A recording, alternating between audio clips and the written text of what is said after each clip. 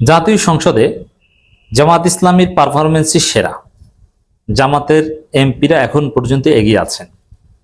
অবাক হচ্ছেন যেখানে আপনারা দেখছেন, এবং আমরাও মাঝে মাঝে আলোচনা করি, জামাত এমপিদের কিছু অদ্ভুত কাণ্ড।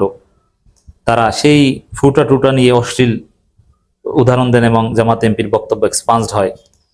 এবং জামাত এমপি একদম দিনে দুপুরে খাড়ার উপর অসত্য কথা বলেন যে তার বাপ দাদা শহীদ মুক্তিযোদ্ধা। আরো নানান এই ওয়াশিং মেশিন ওভেন চাওয়া নিয়ে যে বিতর্ক, যেটা কোনো প্রয়োজন ছিল না সংসদে চাওয়ার, তো এরকম তীব্র সমালোচনা হয় জামাত এমপিদের নিয়ে। তারপরও আমি বলছি জামাত এমপিদের পারফরমেন্সই সেরা। হ্যাঁ, আমি এখন দেখাবো যে কিভাবে সেরা। বিএনপির চাইতে, এনসিপির চাইতে জামাত এমপিরা অনেক এগিয়ে আছে, এবং জামাত শুধু সেরা না, তারা সফলও।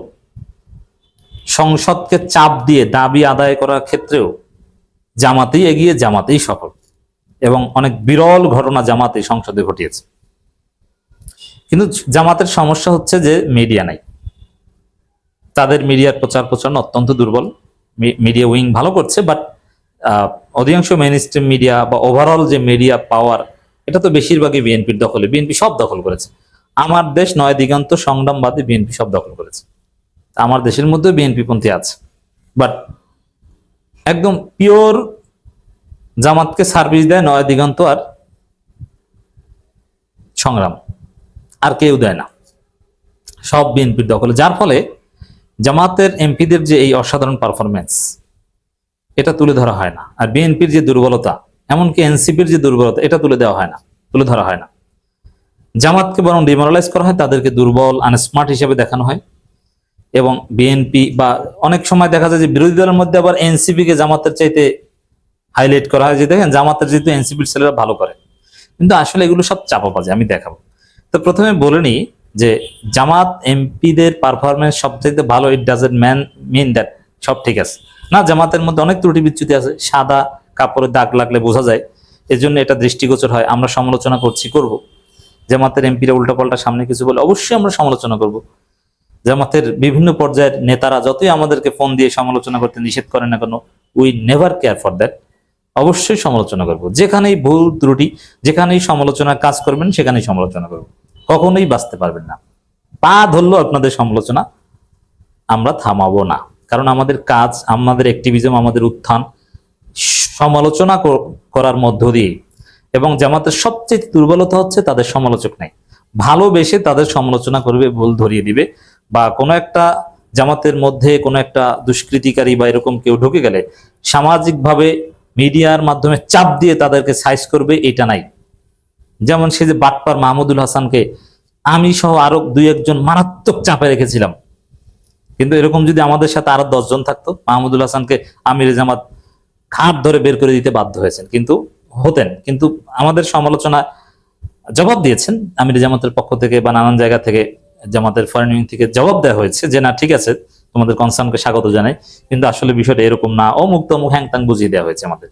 কিন্তু দিন শেষে যে বিপদে পড়েছে, তখন ঠিকই অনেকে বলেছে ভাই আপনাদের কথা যদি ওই সময় আমলে নিত তাহলে তো এই কেলেঙ্কারিটা করতো না। এই জন্যে জামাতের সবচেয়ে ঘাটতি হচ্ছে তাদের সমালোচক নেই। আর যারা সমালোচকদের থামিয়ে দিতে চায়, এরা জামাতের শত্রু অথবা কম জ্ঞানী রোকন।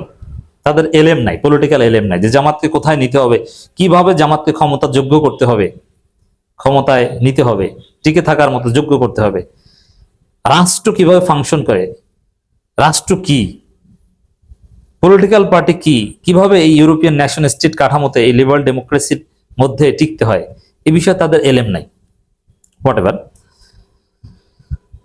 এই মিডিয়ার এই দুর্বলতার কারণে জামাতের যে সেরা পারফরমেন্স, এটা দৃষ্টিগোচর হয় না। এখন পর্যন্ত আমি যদি 3 দলের মধ্যে তুলনা করি, বিএনপি, জামাত, এনসিপি, জামাত এনসিপি জোট থাকলেও যদি আমরা 3 দলের মধ্যে আলাদা আলাদা তুলনা করি, জামাতের পারফরমেন্সই বেস্ট। আমি দেখাই। প্রথম কথা হচ্ছে জামাত চাপ দিয়ে কি করতে পেরেছে। দেখেন, জামাত কোনো একটা বিষয় করেছে যেটা স্বাভাবিক যে দৈনন্দিন দাবি দেওয়া আদায়, এগুলো না, এগুলো সবার ক্ষেত্রেই সমান হয়, বা এগুলো আসলে দক্ষতার উপর নির্ভর করে না। এগুলো সরকার কাউকে কাজ দেবে, কারে রাস্তা দিবে, কি দিবে, এগুলোর উপর নির্ভর করে।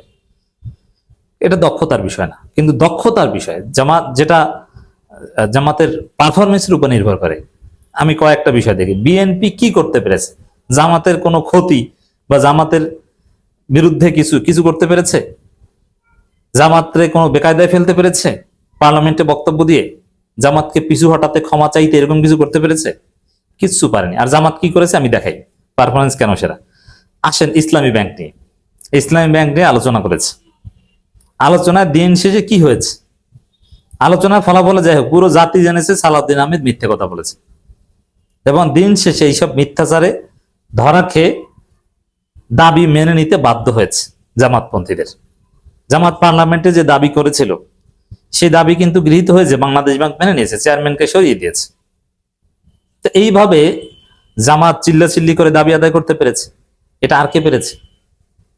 এরপরে আসেন, অধ্যাপক মুজিবুর রহমান বলেছেন যে মাথা ঝুঁকে সম্মান করা এটা যাবে না, এটা শিরক।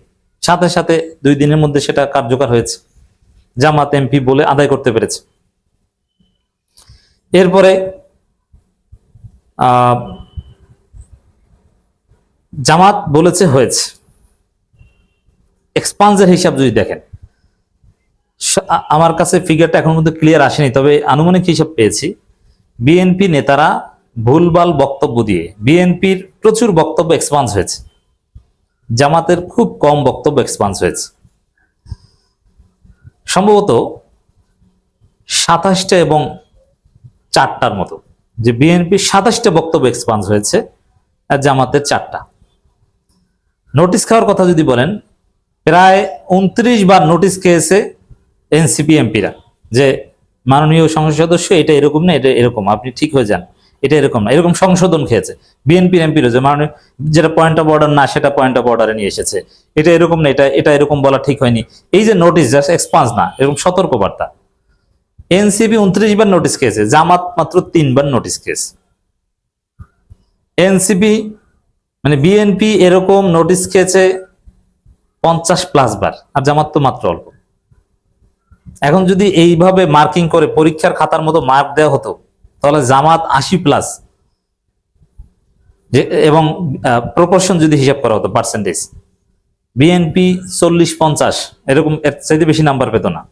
এনসিপি ওই 40-50, এবং ফাও কথা জামাতের এমপিরা সাধারণত বাড়ে। 2-1টা কথা আছে, যেমন এই যে সেই বাবা দাদা মুক্তিযোদ্ধা, এরকম একটা ভুল কথা, একটা অশ্লীল উদাহরণ, ওভেন চাওয়া এটা অনৈতিক না, না চাইলেই ভালো হতো, এরকম 2-1টা বিষয়। দেখেন জামাতের ভুলটা কোন জায়গায়, যে ওভেন এবং ওয়াশিং মেশিন এটা না চাইলেই ভুল হতো, চাওয়াটা কোনো অন্যায় নাই, এটা নিয়ে তোলপার, এটা কোনো ভুল না, অন্যায় না, খারাপ কিছু কিছুই না, হয়তো একটু দৃষ্টিকটু। আর বিএনপির এমপিরা সেই মামুনুল হকের চরিত্র হনন থেকে শুরু করে আরো যত অশ্লীল উদ্ভট মিথ্যাচার, স্বরাষ্ট্রমন্ত্রী যে কত মিথ্যাচার সংসদে করেছেন, এবং ঋণ খেলাপিদের উৎসাহিত করে নানান অনৈতিক কাজ করে। দেখেছেন বিএনপির দুর্বলতাটা কোথায়? প্রধানমন্ত্রী বক্তব্য দিতে পারেন না, এখানেই তো বিএনপি ধরাটা খায়। প্রধানমন্ত্রী উপস্থিত থাকতে স্বরাষ্ট্রমন্ত্রী বক্তব্য দেন, প্রধানমন্ত্রী পারেন না। তো বিএনপির পারফরমেন্সটা কোথায়?